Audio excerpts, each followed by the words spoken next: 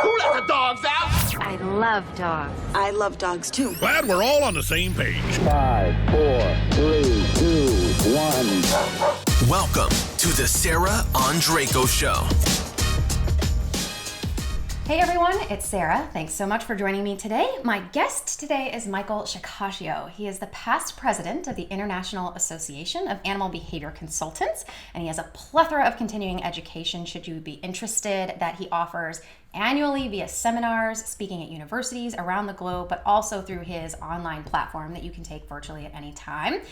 Michael has a specialty, and that's what we're going to get into today. In particular, it's dealing with aggressive dogs. In fact, that's kind of his niche. So we're going to him on the source for this, just to give you some ideas, some tips, some knowledge and information when it comes to dealing with aggressive dogs, specifically in the veterinary practice more so than anything. But I think that the information provided in this that comes from Michael today will help you in any professional situation when it comes to handling aggressive canines. So Mike, thanks so much for joining me today. Thanks. I'm looking forward to Thanks this. for having me. I'm so excited to be here. It's going to be great. Yeah. So we're going to talk aggression today, which is your jam, right? Right up your alley. Curious, why did you decide to become so niche and work specifically with aggressive dogs? You know, it came from when I was doing a lot of fostering of dogs. I used to do a lot of work with rescues and different shelters and things and foster a lot of dogs. And when you start fostering a lot of dogs, a lot of the rescues will start sending you more difficult dogs because they know you're an experienced foster. So as you go along, you have to learn as you go, sink or swim kind of with some of these dogs. And one of the things I found was that a lot of these dogs that are getting surrendered to shelters or ending up in rescue are doing so because of behavior problems. And with aggression, it's not quite as forgiving as some of the other behavior problems that we might experience. And that can spell the ultimate fate of some dogs. So I really wanted to approach that problem and do the best I could to help the dogs from a personal level at first, helping the foster dogs, and then with client dogs, and then now to where I'm doing it now, helping other trainers work with the issue of aggression, because it is one of the number one reasons for owner surrender or why dogs might face certain outcomes. So that really is what sparked my interest in aggression. And I kind of like the specialty aspect of it too. I find that anybody who might relate to like focusing on something and just specializing on that, it forces you to get better faster and you kind of focus on that and you start diving deep into all of everything that can surround that topic. So that's what I really focused on for many years, just everything I could read, watch, anybody I could follow or shadow or talk to. I just went head first into all this stuff, aggression, and it really helped me kind of grow to where I am now by focusing on just that one topic rather than having to like work with puppies. Not that I mind working with puppies. I think I need that once in a while, but or separation anxiety case or some of the other issues. If you focus on one thing, it just helps you kind of stay in that lane. You get really, really good at your practice. And it's funny that you chose something like aggression, especially coming from fostering. That's something that most fosters typically shy away from. And you're like, oh, challenge accepted. Yes. It was fun at the time. You know, my house, I used to joke, it looked like Alcatraz because of all the gates and crates and all these different things to keep, you know, I had kids too at the time, younger kids. And, you know, you have to keep them safe. You have to keep the other dogs safe, your own dog safe if there's a dog issue in the home or something like that. It kind of helps you get really good again because you're right in there 24/7 living with these dogs, and you have to really be good at managing things at first to prevent any risks or safety issues. So yeah, it was good times. I know what you mean. I, at one point in my rescue career, literally had dog rooms, not people rooms, where there were different, you know, I have a whelping female in this room and a dog aggressive dog in this room. And after a while, you're just like, my house is a dog house, not a human house. So I do want to ask you because not only the conference that you recently hosted, but one of the podcasts that I listened to, because you host the Bitey End of the Leash, or the Bitey End of the Dog, rather, sorry, which is fantastic. You have some really wonderful guests on there. But one of the things that you talk about is actually defining aggression. It seems like such a fluid term.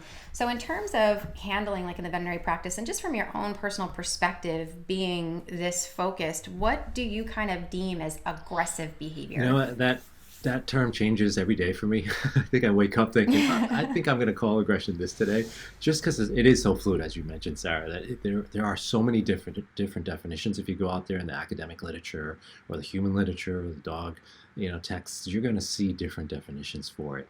And the most common theme is, intent to do harm, but I think it goes much further than that. Especially if we talk about what we've selectively bred for many years, and for the certain parts of the behavior patterns we're looking for in dogs and that we selectively bred for.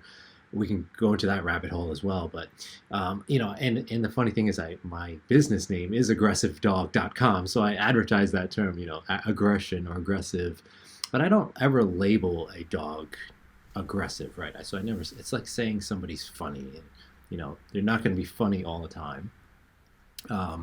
So it's all a matter of looking at behavior, like the actual behaviors you are witnessing and watching.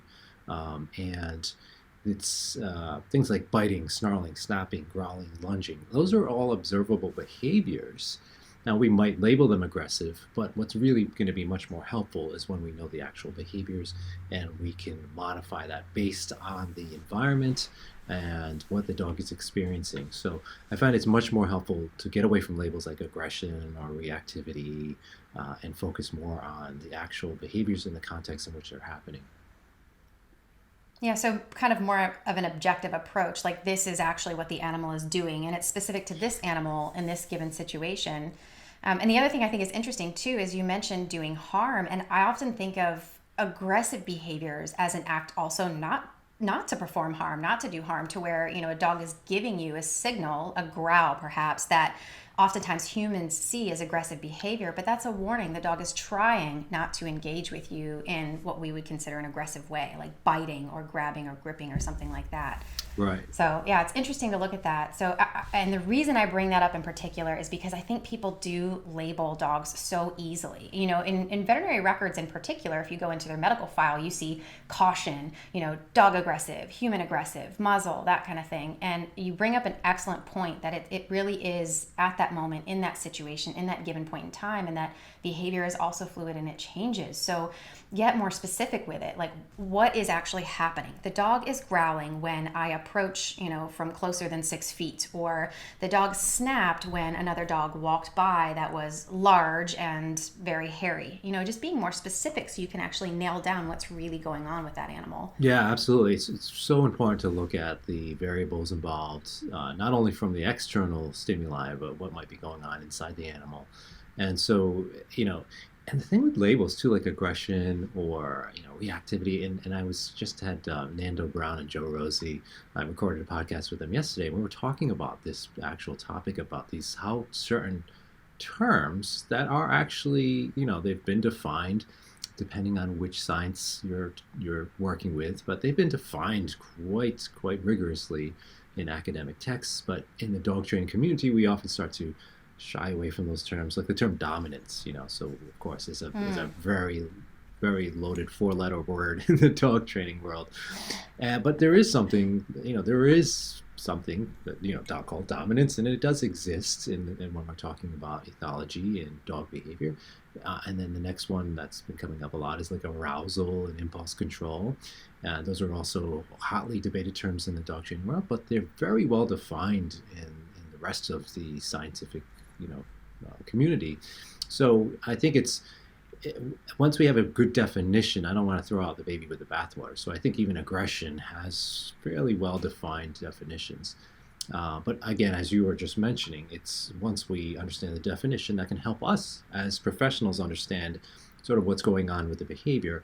But again, it's most important to look at the environment, the context, the observable behaviors, and make educated decisions on how we're going to proceed with a behavior change plan based on those observable behaviors, rather than focusing on the label. Labels are helpful for communication, with you and I, we could talk about, hey, Sarah, I've got this resource garter, I'm going to refer to you.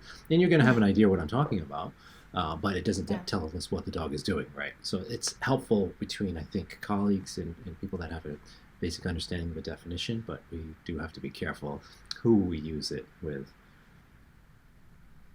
Yeah, and whether they can understand kind of what comes along with that terminology too, because you think about in the vet practice, these people are often communicating and kind of regurgitating the information that they're gathering about an animal back to a client. Right. And so if you think about the knowledge base, they don't know these different jargon terms, that we can throw around in the training world or sometimes in the vet behavior world too. So it's important to be able to adequately express just what you're talking about in terms of behavior, especially for that client afterwards. Think about how things get lost in translation, right? So, we as behavior professionals might communicate it to the veterinary community or our veterinarian, and then they try to communicate to their client, and that client communicates it to their friend. And now this, formal concept known as arousal is a completely different thing by the time it gets to that last person. So we do have to be careful with how we define terms and how others might perceive them. Well, and what kind of emotional attachment the owner will have to that terminology as well. Oh, you labeled my dog as aggressive, and, he's perfectly fine in the house, and he's sweet and friendly, except for and when. So they have that emotional connection with labels too. So absolutely. I think getting people used to explaining the actual behavior versus that label can be helpful in a client situation. Absolutely.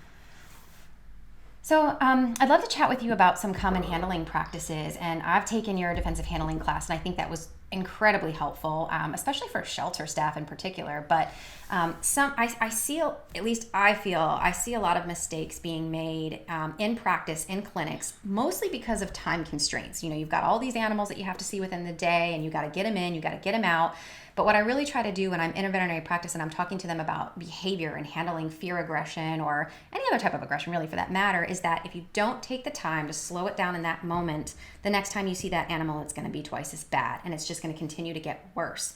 So not only do I want to look at some common mistakes, and I think not spending enough time is one of those, but also some good practices and good handling skills for some of the staff members. And again, I agree with them. I empathize with them that the timing is difficult. Training is often difficult, not having the resources to that. But what are some common practices that you think can help overall where people are having to handle higher quantities of these dogs that have some aggressive type behaviors coming in and out frequently? Yeah, that's a great question, especially in a veterinary practice, or really think about any facility or place where there's going to be lots of animals coming in and out. So veterinary practice, kennels, boarding, daycares, there's a lot of orchestration that goes on there. And a good thing to do is just have those standard protocols in place, those standard operating procedures as far as how to move about the environment, what you do with the handling. And you can kind of use other industries for like examples of what this would look like. So, I came from the restaurant industry many years back, and it's not, oh, me too. It's not something you learn like necessarily. You just observe others doing it. So if you have a few in the office that can set a good example, and they can teach those people, like, behind you, like you in the restaurant industry know what that means. When it's behind you, that means you're carrying a huge tray of hot coffee or something, and the person's maybe facing away from you, but they hear that and they know you're to watch out for you behind you. That just a little term like that. And the same thing can happen if you're moving, let's say, a dog that has a history of aggression towards other dogs. You can move that dog to the office and use the same kind of things behind you, coming this way, coming through, whatever it is.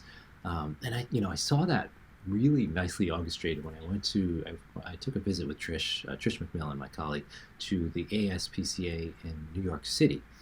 Now, when you're talking, if you go to like Wisconsin, you've got these beautiful places like the ASPCA or the Humane Society, and it's one level, so it's because you can sprawl out the space, so it's a lot easier to control the dynamics. The ASPCA, think New York City, it is not going sideways, it is up. So the building is straight up and down with like one or two elevators, small tight spaces, all these floors, and they have some of the gnarliest dogs that you can find on the planet. Like you've got dogs coming from fight busts, cruelty cases, and all of these really tricky dogs sometimes, and they have the art and science of moving dogs around to it really down, because they have protocols. The dogs always get the right of way, so you see somebody coming with a dog and you're a human, you step aside, because you never know what kind of dog that person's handling.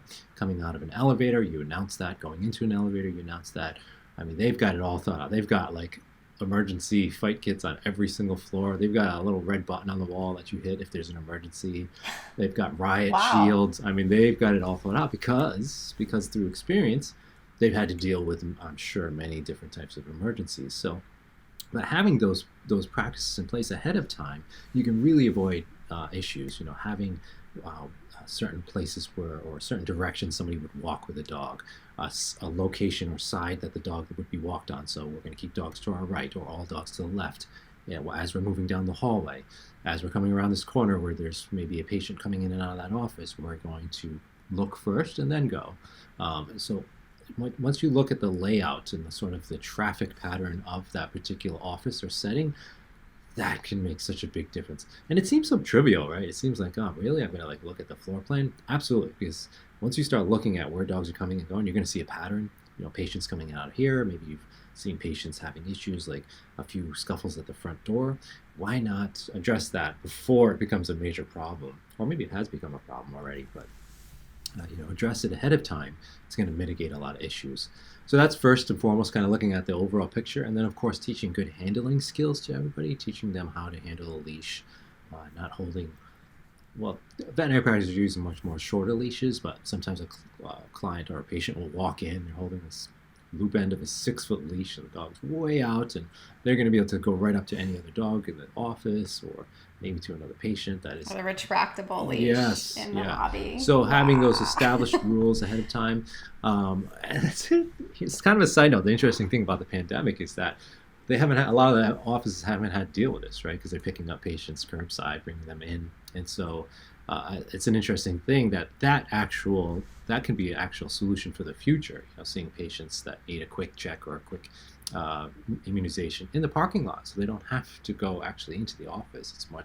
Can often be a lot less stressful for that kind of thing. So, good handling practices are something I recommend anybody working in that environment. Just getting the basics down, leash handling and proactive defensive handling are really important.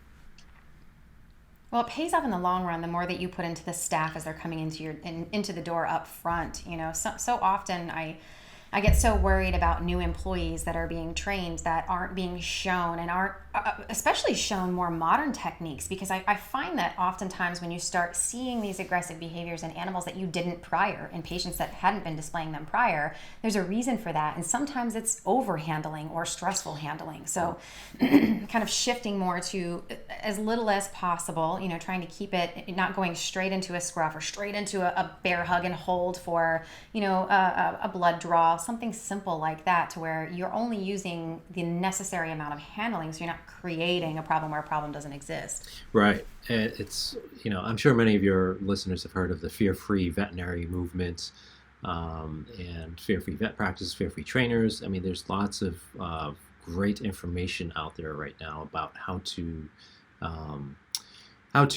really help dogs in that kind of environment, not be stressed. So,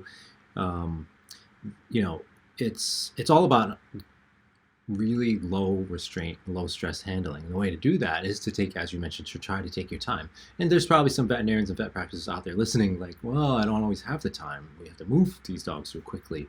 But there's still, in the micro moments, that you can do things to really help these dogs become more comfortable. Ample amounts of treats and good things happening when the dogs are in the clinic, when possible to do so. Sometimes the dogs can't have food, but whenever possible, lots of cookies, lots of treats. And I really recommend for the trainers that are listening to get on board with their veterinarians or their clients' veterinarians to start looking at doing office visits that are just for fun. Get in there and just, this place that the dog goes to should be oodles of fun happening, and just visits without being poked or prodded or anything. So the dog can just get used to it and explore it just like it's anybody else's house or any other place they're going to. I mean, think about the difference between a dog that walks to a pet store, that comes out walking out with a stuffed animal or a toy or bone that it chooses. Why not do the same thing with the vet's office? You think about the excitement and happiness that dog gets going into a pet store for a lot of clients. Why not do the same thing with vet's office? Go in there and get your favorite new little treat or toy or whatever and come out of there having a good experience. That way, the 1 out of 4 or 5 times you have to go there for an exam, it is not so stressful, right? Because the last 4 times you were there, really awesome things happen. So it creates a nice association with that environment. Yeah, exactly. Taking that time up front. And I can tell you, just in my own practice and working in the veterinary field for so long, it makes such a difference in those puppy owners that start their puppy off by going to the vet is fun. And oftentimes it starts off just as a byproduct because they're bringing them in to weigh them for their next dose of heartworm preventive because it goes up in pounds. But if you continue that process and you come in and you just say hello to the front desk girls and you get a treat, or the next time you come in and you go into the exam room and you get a cookie, maybe the next time you walk around and say hi to the vet and get a cookie, and then you leave, you're right, you can build this really happy, positive emotional state when it comes to being there, and you're more likely to see some of those, cooperative care behaviors from the animal because they're not afraid. They don't have any reason to shy away from you. They've had all these wonderful experiences. And so taking the time to do that up front can help immensely in the long run when it comes to what kind of animal you're looking at handling in the future. And you just mentioned something really important there, the cooperative care aspects in husbandry. If I get so many clients just because that aspect hasn't been focused on by clients. So so many of my clients come with dogs that have aggression because they don't like their nails trimmed or their ears cleaned or to be restrained or held in any certain way. And so that, if it was done ahead of time, if we concentrated on not necessarily teaching the dog to sit, stay, and typical things we might do in a foundational training class, if we focused a lot also on the aspects of husbandry and what a veterinary exam might look like, or grooming might look like, or nail trim might look like for that dog, you're going to mitigate a lot of problems later on down the line. And so if clients could focus on that, or pet owners would focus on that early on, I'd find that much more valuable than some of the other things we might have, focus on teaching dogs in a lot of our typical training curriculums.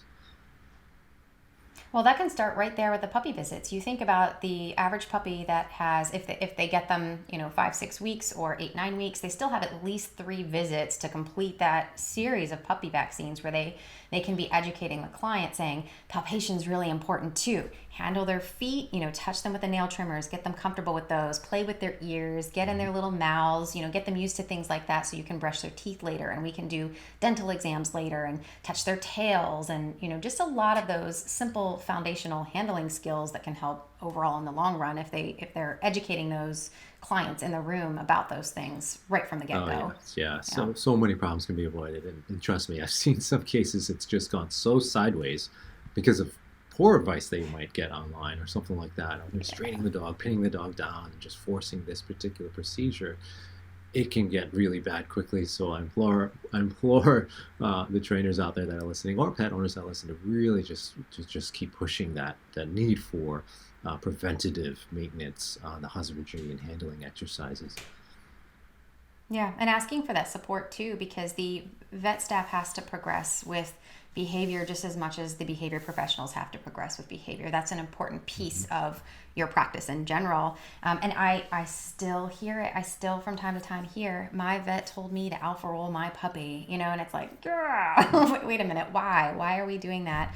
Well, because he tried to bite me in the room and, that kind of thing. So I think spending some time, just a small amount of time with some continuing education in the practice can really help advance those behavior skills, so what advice to offer those clients rather than just kind of regurgitating, kind of what's been said all along, or kind of the old methods and old ways, so to speak. Absolutely, yeah. And I feel like you can learn so much in such a little amount of time just focusing on behavior in the vet practice. So, but obviously if you're listening to this podcast, that's what you're doing, so good for you.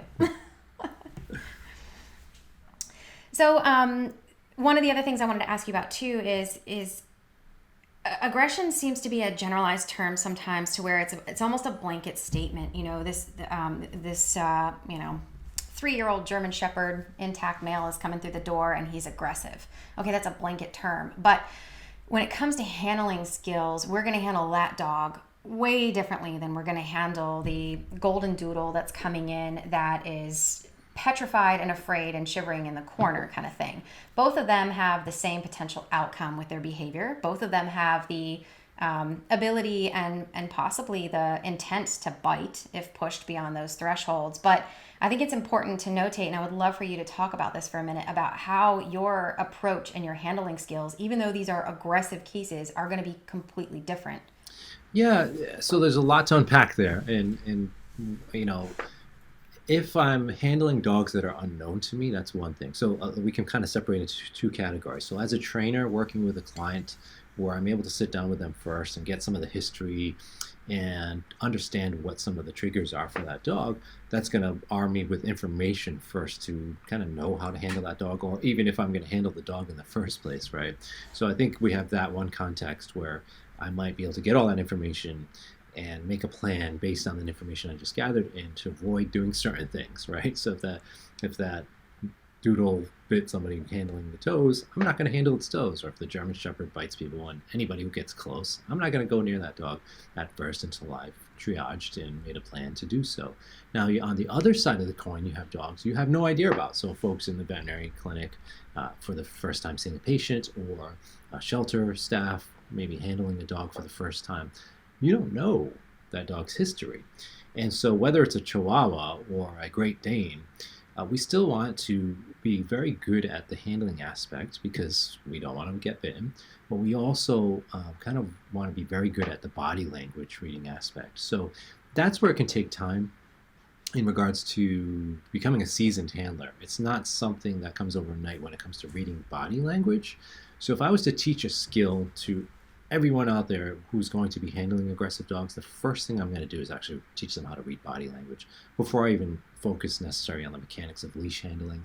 Because if they can't recognize when something's about to happen, it does no good to them, because dogs are faster than us, right? They're gonna be able to bite us much faster than we're able to react in most cases, especially if they're right next to us on a leash. So I can teach them good defensive handling skills, how to stop a dog bite or dog attack, but it's much better if they can read the dog ahead of time, say, okay, oh, he's uncomfortable with me there, or she's feeling fearful there. I see she's avoiding me, or licking her lips, or turning her head, freezing. You know, those you see some of the more subtle signs.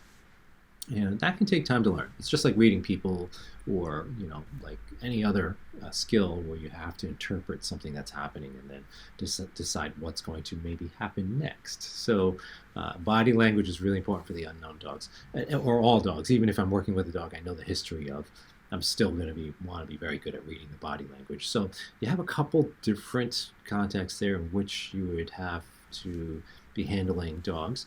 Now, to go back to your example of, let's say, the Doodle coming into the office or the German Shepherd, the handling's actually not going to differ too much, you know, because other than based on the size of the dog. So obviously, the larger the dog, the more risk there is from a handling aspect. The taller the dog, the more risk there is. There's certain techniques you can use for small, medium, even slightly larger dogs. That'll work universally. But once you start getting to a certain height, certain techniques that you might use on a leash, there's something like a straight arm, it's called, where you would, you know, if the dog tries to bite you and the dog's got a leash on and you have the leash set correctly, and they try to bite you, you're able to move the dog away from you just by putting your arm straight out to the side. So emergency handling technique, only not a training technique. It's just for emergency scenarios, but it's a good way to avoid a dog bite if the dog's about to bite you or attack you. That straight arm can work well for most medium to small sized dogs. You start getting into like Great Dane sized dogs, or taller dogs, or really strong dogs, or really strong Rottweiler or something. You have to be really careful, because even if you straight arm the dog, they might be really powerful and you're going to get tired really quickly or even knocked over. So whenever you start looking at larger sized dogs, they often recommend 2 handlers or somebody to help you handle the dog as a safety, because it's, again, not worth the risk of you know, the risk becomes much greater with a larger dog, just because of the damage they can do, and they can overpower you easily. So I recommend 2 handlers. Sometimes you can do a 2 leash handling method where you have 2 leashes on the dog. The leashes are set in a way that if the dog tries to bite either one of you, the dog physically can't get to either one of you. So there's a technique in that where you actually are holding the leash all the way at the end of the leash rather than closer to you. And the leash is kept just a little bit of slack there. You don't want to be hanging the dog up like on a clothesline. The leashes are kept slack, but not so loose where the dog, if it tried to bite either handler, would be able to. So, and again, a skill that needs to be practiced ahead of time, not just like, all right, let's find the gnarliest aggressive dog we can find and try to use this Toss technique 2 first. slip leads on it. Yeah, use practice. You can, as you have experience, we practice, you know, you can use a stuffed dog or even a person, use a human being just as the dog, And it's just a good way to practice the mechanics of it, because it's not a technique that's easy to learn the first time you do it. So all those things come into play. Well, and I want to point something Sure. out about your method too, and I really want to just put an exclamation point on this, what you mentioned about having some slack in that lead. So being cognizant of the tension that's on the leash, because as we know, handling dogs, the more tension there is on the leash, the more tension you're kind of spring loading into that animal Right. as well. And the more likely there's going to be some reactivity because of that. So I just wanted to point that out, that when you're practicing a method like that with a double lead and two handlers, that there is that slack. And even when you're just handling a dog that's kind of iffy on a leash in general, or even not, trying to get it to where it is nice and loose so that you aren't accidentally bringing in some tension into an environment where otherwise there wouldn't be necessarily. Yeah. Tight leashes are definitely our enemy when it comes to dog behavior, because it can really restrict movement and take away the flight option. And if you take away the flight option with many dogs who are fearful, you're often left with the freeze or the fight option rather. And that's the problem for us. So loose leashes are very important. Now, there is a caveat to that. Some, again, veterinary practices, they have to use the sort of short slip leads because of the problem of disease being spread. They're using these disposable leads, so it may not be economically feasible to use like this brand new leash every single time that's 6 feet long, or something that can be clipped to a collar. Sometimes they're using these 4-foot handling leads, and that actually has to be kept somewhat tight, because if you allow slack in it, the dog's going to slip right out. So there are some caveats to that, but again, it can be done in a way that there's just a tiny bit of tension, and if your leash handling is good, you're going to be able to still move the dog from point A to point B, so from the exam room back to the lobby, without necessarily putting a whole lot of pressure on there. The more you start to tighten on that leash, as Trish, my colleague, says, nobody makes good decisions when they're being strangled. And so if it's a tight leash around the dog's neck, it's going to be a problem. It's the same thing in the shelter environment. Often they're using slip leads, again, just to move from point A to point B with the dog. But with the tighter it gets, the more problems you run into. So you can use slip leads in a way that there's just a tight amount of tension to prevent it from slipping off, but without necessarily making the dog feel very restricted. Yeah, that's great advice. I love the way she put that. That's perfect. Well, and let's chat about equipment for just a moment, because just in practice, I've seen a lot of owners that come in with complete misuse of equipment. For example, you come in with the Great Dane pops to my mind, because you mentioned that. Great Dane comes in with the dangling prong collar on the neck, and then the owner hands you the leash. And so before curbside, now with curbside, with COVID, everybody's putting the slip lead on out in the parking lot, and it's 2 of them in order to be AAHA. But oftentimes the owner will just hand the leash over to the technician or the nurse or the assistant. And I always encourage people that if there's, and you can feel free to step in and jump in and give me your opinion on this, but if there's a misuse of equipment that could potentially cause a problem where a problem, again, doesn't exist, don't hesitate to switch that out, and don't hesitate to let the owner see you switch that out. And if that, to me, encourages questions from the owner. Oh, why did you put that leash on instead? Why did you take my prong collar off and hand it back to me and hand me the slip lead instead of handing me or putting the prong collar back on the dog?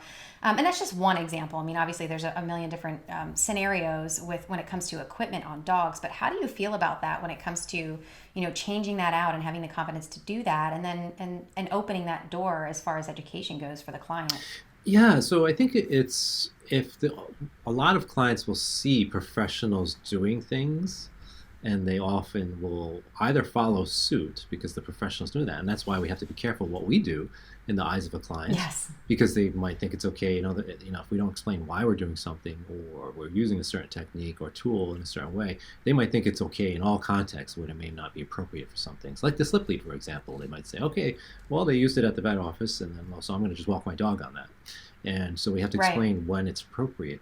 And so switching out equipment, you can sometimes explain things. It depends on how much. There's a lot of variables there in which I would approach it. So if it was a client, it would depend on how much rapport and a relationship I have with that client, how receptive they are to my recommendations. If it's somebody brand new, I'd probably avoid even talking about it at that moment until I have enough trust built. Because if I come out firing to somebody like, oh, don't use that because of, even if as nice as you can be, right? You could say it as nicely as you want, right? Because if there's problems for this, you might not be building that bridge that you need for that conversation to take place in the future successfully.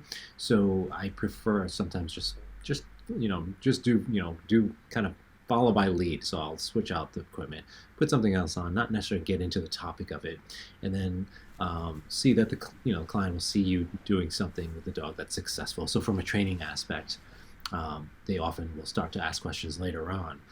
So it's a little different than the veterinary setting because you're not always going to have time to necessarily explain it right from the get-go. But later on, maybe subsequent visits, or even later when you have some trust established with that client, you're more likely to be able to have a successful conversation. So a little side note too on when you're putting on the slip lead or the lead to get the dog into the vet office, lead by example again. So if you bring cookies with you, right, and just you're gonna put the cookie out like this, and you hold your hand out, and then the slip lead's already around your arm, and then the dog gets the cookie right after the slip lead goes on. So you're giving that. You're really showing how conditioned associations can start working. Like cookie happens every time you get this slip lead on, but we're also working with the dog at the same time, right? And so it can have a lot of benefits just to show that kind of stuff can happen. But work with the dog. Why not? Why not take that opportunity to say, okay, when you come see me, I'm the person with the cookies. So you're going to want to keep coming back, hopefully. Yeah, and mentioning developing a rapport with the client. If the dog is happier to see you and they see that transition much easier for their pet, their family member, they're much more likely to trust you and trust the education that you have to give to them in return as well. Yeah, and just a side note, one coming from the medical field, always ask them if it's okay. They see a lot of dogs with allergies or food intolerances, so the first thing I'll always do is ask if it's okay. But I feel like owners really appreciate that extra step, and for us, it's not really extra. We want the dogs to be comfortable and happy in that environment, but the owner might not be used to that, and the owner might really, really appreciate that. And again, you're developing that trust so that you can. They'll listen to you, and you can give them that information and that education when the time comes.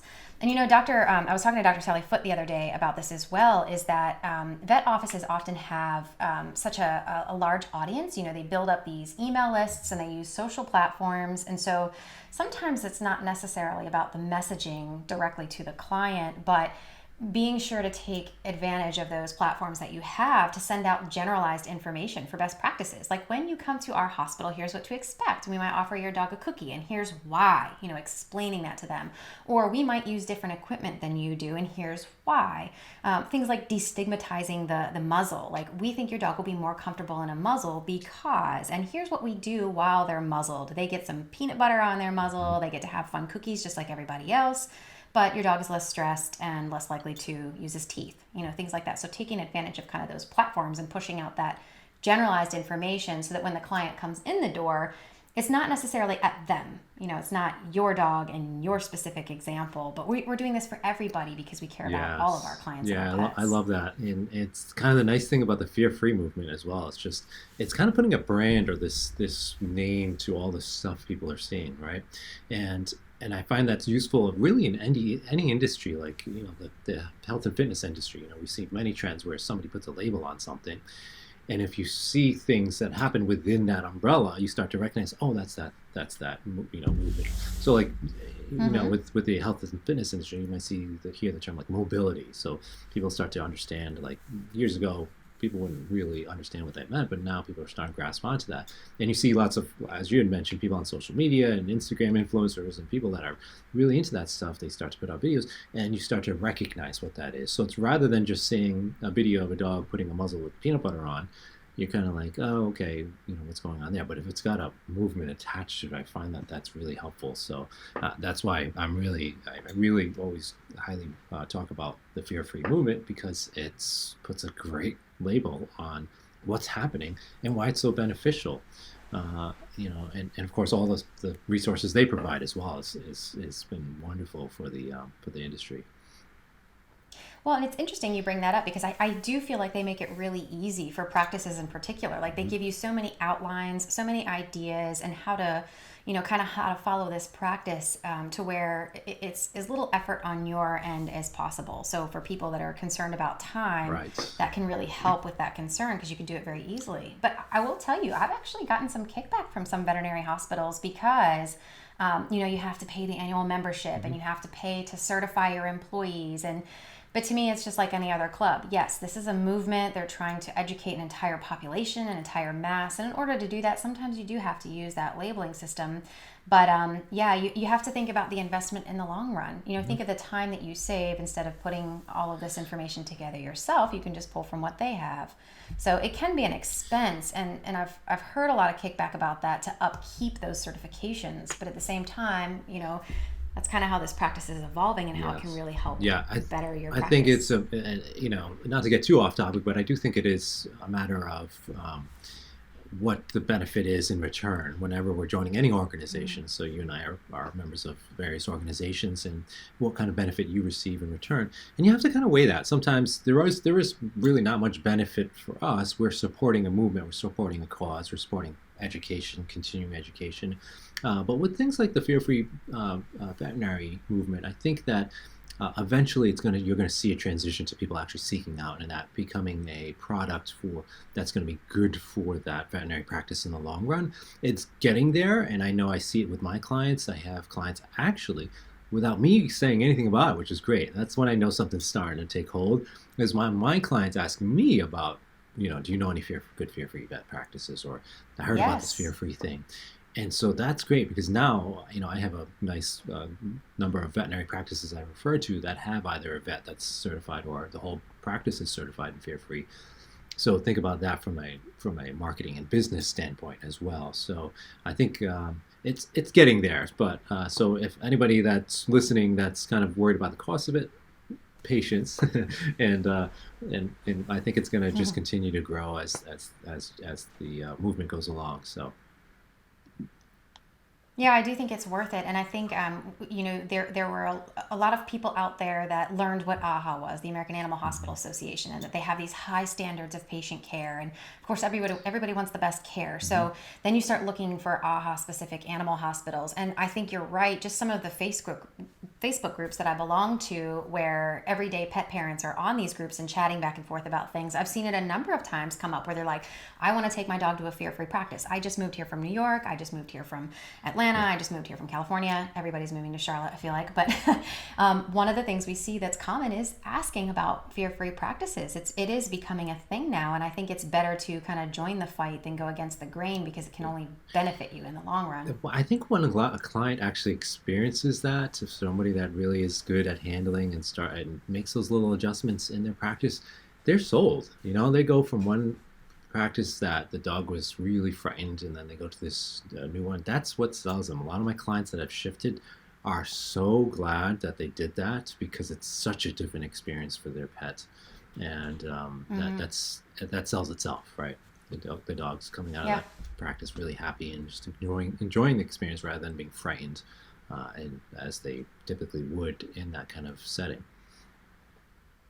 Well, I think a lot of it has to do with the human behaviors that the fear-free movement focuses on in particular. And I think that's something we should cover. I think we should talk about some of that, because it is the human behaviors, what you're doing in your practice and how you're interacting with that animal and what your overall energy is like, that contributes to either their progress or their regression when it comes to aggressive tendencies at times. So what are your thoughts on some human behaviors, whether good ones or bad ones, so to speak? You know, they don't define people, they just define behaviors. Yeah. But just overall, you know, human practices that help contribute to alleviating the need for an animal to feel like they have to act out.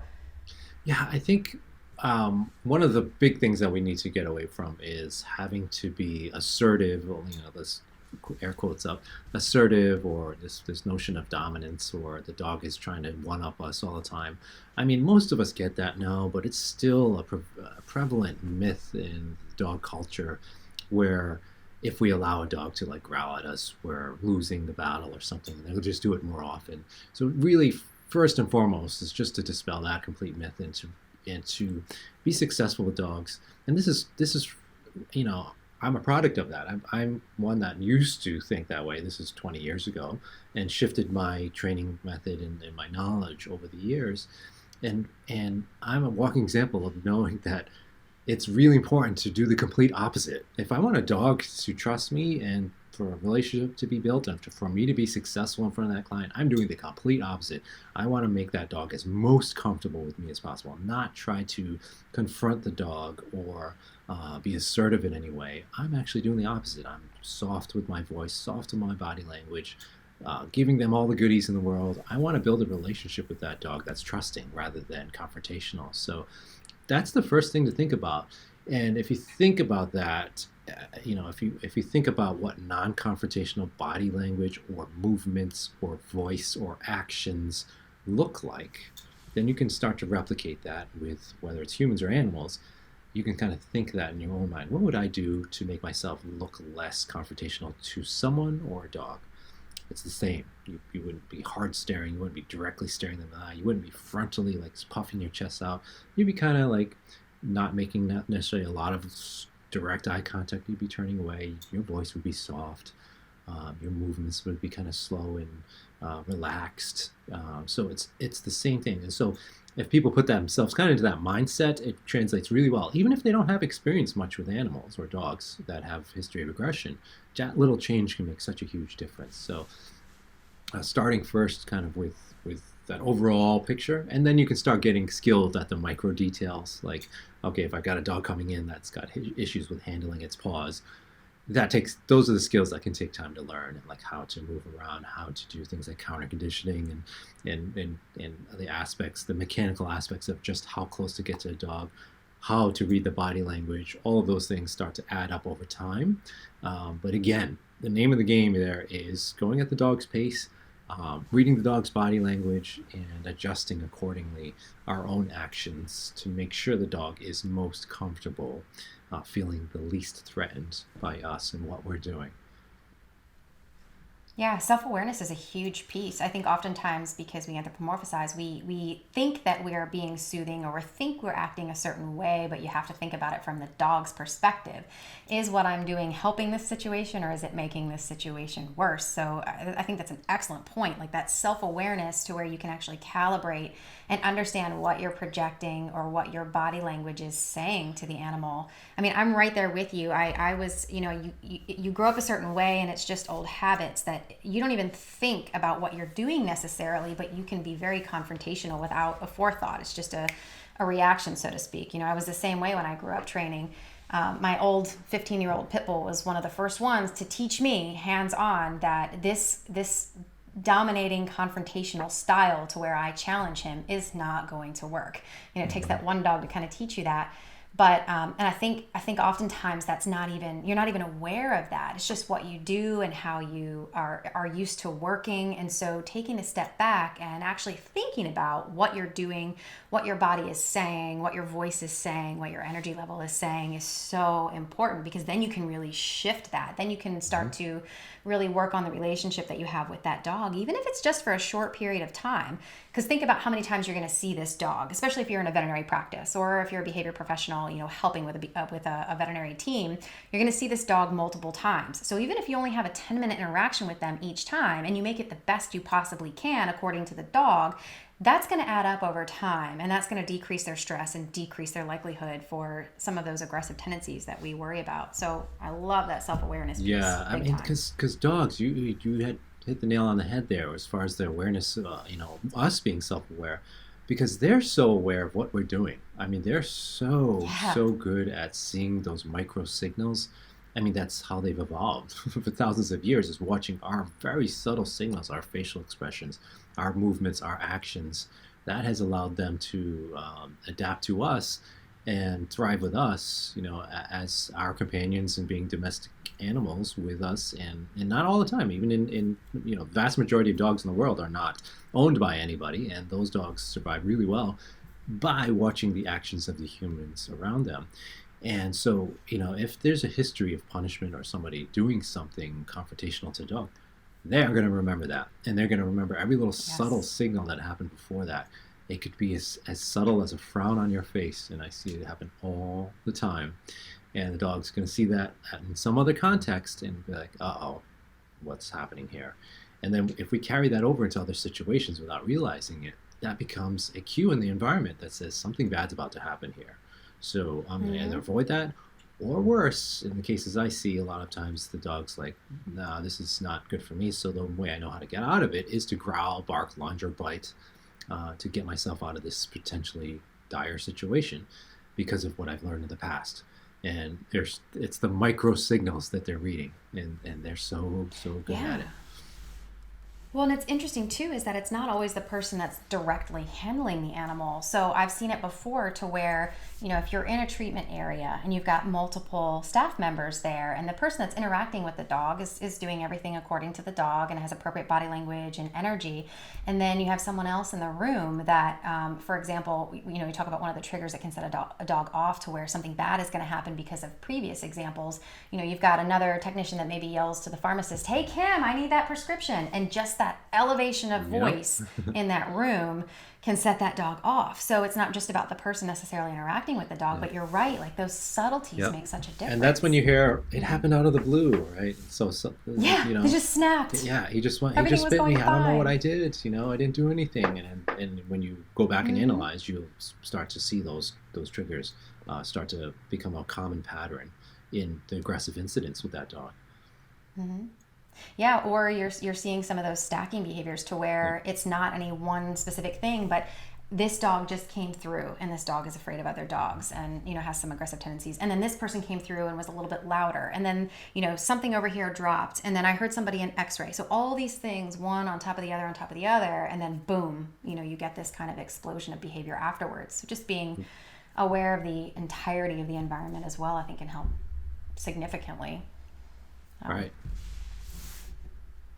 So, we talked a little bit about equipment, but I want to pick your brain about muzzles. I don't want to keep you too long, but I would love to hear your advice about muzzles because just from my perspective, and I'd love to hear what you like the most and which ones that you recommend, but I really like the use of basket muzzles, really durable basket muzzles, so you can feed treats through them. They can drink, they can pant, and I still see a lot of traditional use of muzzles. Even in the practices that I visit, you've got your wall of basket muzzles, but the go-to is always the cloth muzzle that restricts everything. And I think some of that is from fear, some of it is from not understanding handling or how muzzles work, or they might come off, they might slip off, so having that really tight restraint makes the handler feel safer. But I think that's damaging in the long run. So I want to hear from you what you think about that. And do you think we should see more of that shift? And not to mention from a client education perspective, I think it's helpful to educate the clients that, muzzles aren't bad, and teaching your dog to wear one is actually just a fun skill, just like sit, down, stay, and it can be helpful in the veterinary environment. So what do you think about muzzle use in specific types? Do you agree, or are you okay with the traditional? So let's unpack that a little. Well, first I'll give a shout out to the Muzzle Up Project.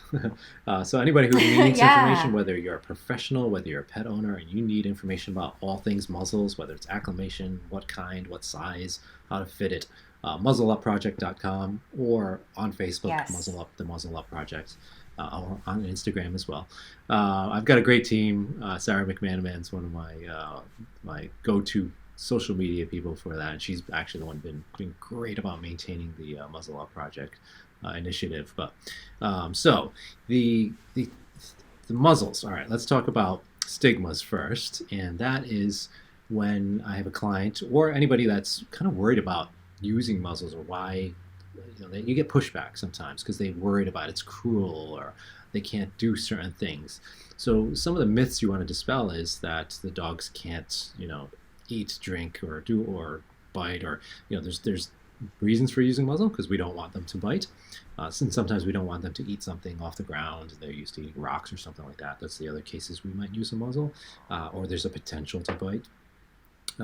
But a good fitting, well-fitted muzzle is going to allow the dog to eat, drink, pant, yawn, vomit, do everything else except bite. So that's what we're looking for in a well-fit muzzle.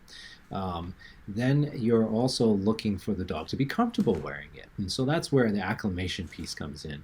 We want to make sure anytime we're putting a muzzle on a dog, we've spent time acclimating the dog to wearing it. Just like any other piece of equipment, we take time pairing that muzzle with good things happening, whether it's food. In some cases, you might not be able to use food, but most cases, you're able to use treats where the dog is eating treats out of the muzzle, or they're associating having a muzzle on with getting treats. And again, most muzzles, you're able to feed treats through or use some sort of soft food like spray cheese or peanut butter, or a food tube where you're feeding through the muzzle. So that's really important because A muzzle can be restrictive to a dog because it's something sitting on their face, just like if somebody put something on our face, we'd feel a little bit restricted. So if we make sure it's a good experience all the time, then we run less risk of the dog having a negative association with it. And the selling point for muzzles is that they're way cheaper than dog bites, right? It's a lot cheaper to buy a muzzle than it is to experience a lawsuit. The average lawsuit back in, I think it was 2018, was around $18,000 for a dog bite. But that's on the low end. I've had cases where it gets into the $300,000, $400,000 range if there's a dog bite. Wow. And that's just the financial aspect. And then you're lucky if you can get homeowners insurance again, if it's a homeowner's claim. And there's, of course, the ultimate problem with what can happen to your dog. So sometimes seized by animal control, sometimes disposal orders are issued, dangerous dog, vicious dog designations in some states. So a muzzle will prevent all of those issues. So they don't have to be cruel or unusual. They can be actually done the opposite, where the dog looks forward to wearing one. It prevents bites, it prevents lawsuits, it prevents all these issues that can happen. So lots of benefits to muzzles. Now, when we look at context, let's talk about that next, the context in which we use a muzzle. So for veterinary exams, emergency scenarios where, let's say, a dog is, we find an injured dog and the dog's trying to bite everybody that comes near it. That's different than if I have a dog that has a history of maybe fighting with other dogs or has bitten somebody in the past, and we're doing it in a training context. So if I'm in a training context, I'm going to take time, not expose the dog to those triggers for a while, get the dog used to wearing a muzzle, and then gradually start working with them around those triggers again. In emergency scenarios or vet visits, we might opt for just putting a muzzle on a dog they might not be acclimated to it. And so you'll see the muzzles you were just mentioning, Sarah, about the ones that are just sleeve muzzles, cloth muzzles, the vinyl ones that just slip on and hold the dog's mouth shut. Now, here's my argument for I'm okay with those sometimes, because number one, they're easier to put on. Number two, they can be safer in the degree of the dog not being able to open its mouth. Some muzzles you have to be careful with, especially if it's a client purchase muzzle. They might not be fitting it correctly. It might be too loose. The dogs can still bite through some muzzles. There are brands of muzzles that prevent most bites, but not all bites. So there's some options that are not quite as safe as a sleeve muzzle. Improperly fitted sleeve muzzle, also the dog could bite though. So you have to really know a good deal about muzzle fitting. But if we're working on, for instance, muzzle acclimation, so I've got a client that's dog doesn't like his nails trimmed by anybody, right? Let's say we've got that case. And so our goal is, the dog's bitten the client for nail trims and bitten the veterinarian trying to get nail trims or something like that. Then my argument is, okay, let's use the sleeve muzzle in the vet office, because while the client's at home acclimating the Baskerville muzzle or whatever brand of muzzle you're using, we don't want to take that to the vet office and put it on for the first time or during the acclimation process, because that dog's going to be like, this muzzle sucks everywhere, not just at home. Yes. It really is awful now because I had to wear it in the vet office. So I don't like to ruin the association in those particular cases. So I'm okay still using the sleeve muzzle, because the sleeve muzzle doesn't allow the dog to eat, drink, yawn, vomit. It's for, I'm going to put this on for 30 seconds, do the procedure, and take it off for safety reasons. So I'm okay in those contexts with that. But that's really important. You should never, ever use a sleeve or vinyl muzzle for when you're training dogs for long periods of time. So like if I'm going for walks with a dog that has issues with other dogs, I'm not going to use a sleeve muzzle because that's highly restrictive and the dog can't breathe quite well. The dog can breathe, but not as much. They can't open mouth pant. So those vinyl or slip-on muzzles are not appropriate for those contexts. So as you can see, it really depends on the context. It really depends on the history of the dog. And so that's why there's unfortunately no one straight answer for like a particular type of muzzle, because it depends, as they say. Yeah, no, that's an excellent point. And I love that you brought up the conditioning too. So if they're trying to work on this at home and the client is doing the right thing by positively associating this muzzle for future use, not using it in the hospital, even if it's the go-to to be nice to the dog in the hospital. Yeah, it's because it's a lot easier to put those on too. It's just usually one quick clip, so Baskerville, you gotta super fast. There's a clip. The newer models have a clip. A lot of other muzzles though, you've got to put the buckle on, you've got to put a top strap on. There's a lot goes into it, and that can be very stressful as you're doing that. So sometimes the option is just one quick procedure, and then you're done. The muzzle comes off really quickly. Yeah, easy enough, for sure. Yeah, definitely check out the Muzzle Up project. I will put all the information as to how to access that website, just in case anybody forgets that's listening to this, in the show notes, so that they can use that resource. I absolutely love that. I think it's of such great value, and it's really kind of turning around this ideology that we have behind muzzles, which is great. So, yeah.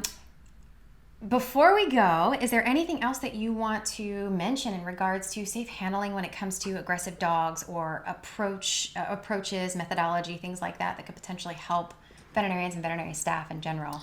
Yeah, I think, again, that body language component is so important. And here's the interesting thing, is that many of the veterinarians and groomers and people that work closely with dogs, so people that are like always hands-on with dogs, they're some of the best at actually reading certain things. Once they get experience and they've maybe been bitten a couple times, they become very acutely aware of things that the dog might do.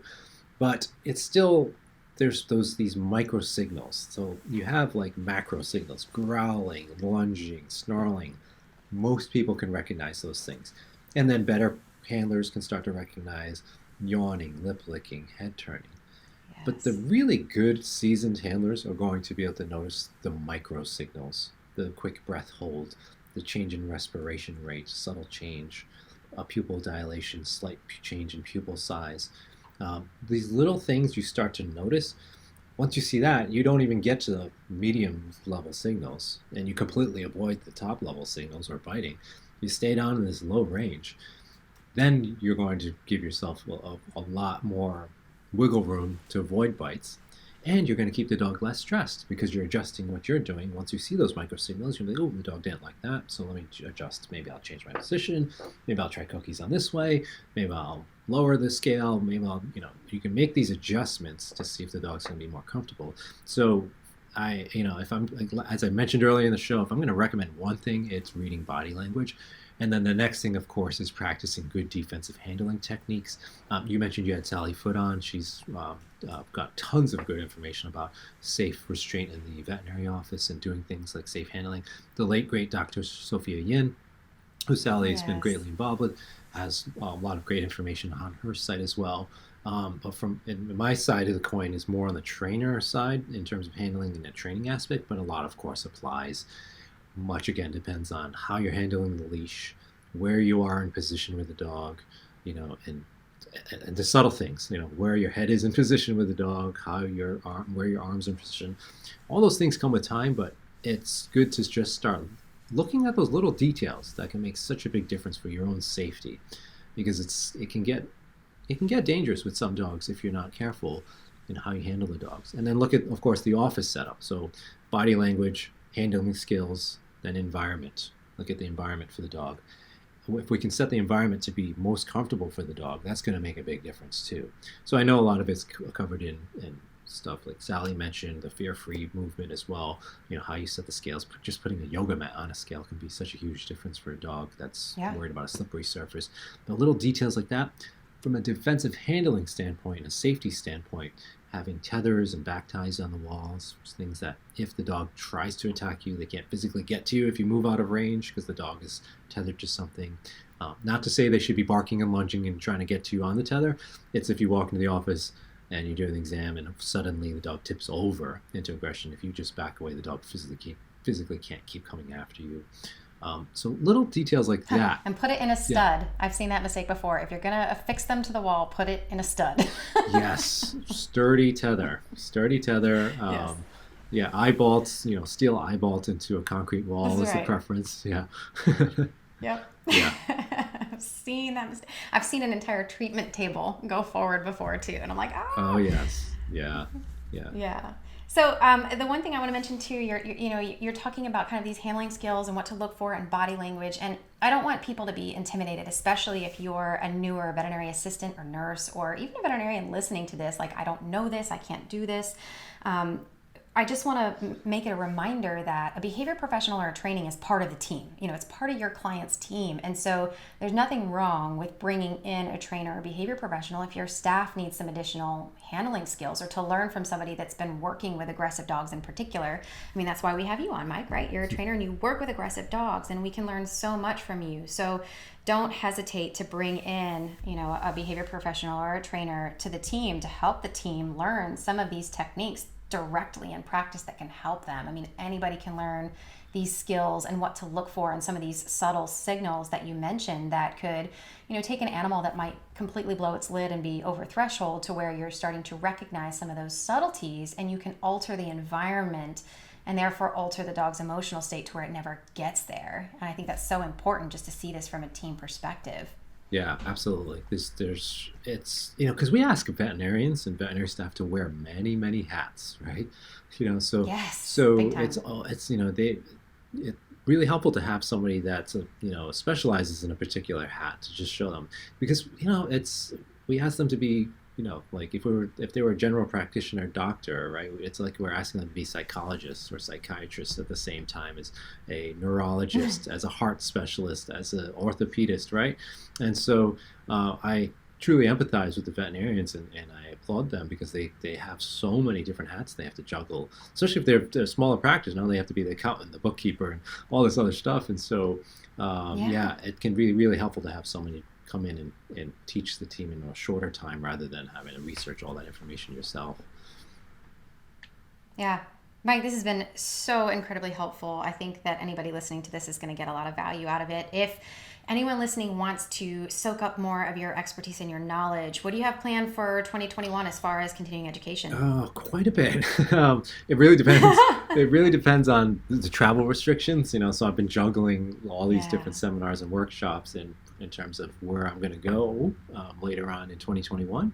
But right now everything's online, so aggressivedog.com is where everybody can find me.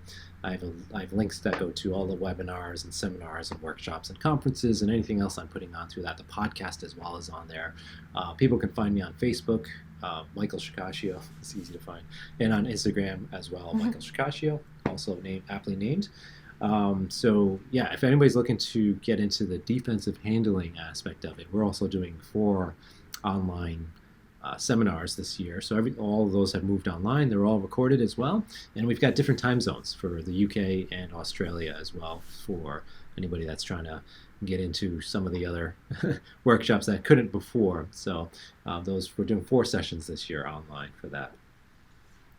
Wonderful. Yeah, and I can personally attest to the amount of information that comes out of those. I've taken several of your seminars, and I've attended the Aggressive Dogs Conference, or Aggression in Dogs Conference rather, and it's incredibly helpful to my own practice, and I think anybody that at least jumps in on 1 or 2 of those will find great value in it as well. So yeah, thanks so much for offering that. I really love that you focused in on this and you honed it on your skills, because now we're all taking advantage of it and learning from your practice as well. But thanks so much. And if you have any questions, feel free to pop those in the comment section below. If you're listening, you can shoot them in or hop over to the YouTube channel for continuing education and put your questions in below as well. If I can answer them, I will. If I can't, I might defer to Mike to help us out a little bit if I think his expertise will supersede mine for sure. And he can help kind of answer those. If you don't mind keeping an eye out for him, Mike, and we'll go from there. But thanks everyone for watching. I hope you enjoyed this session. And Mike, all the best to you in 2021. Thanks for having me.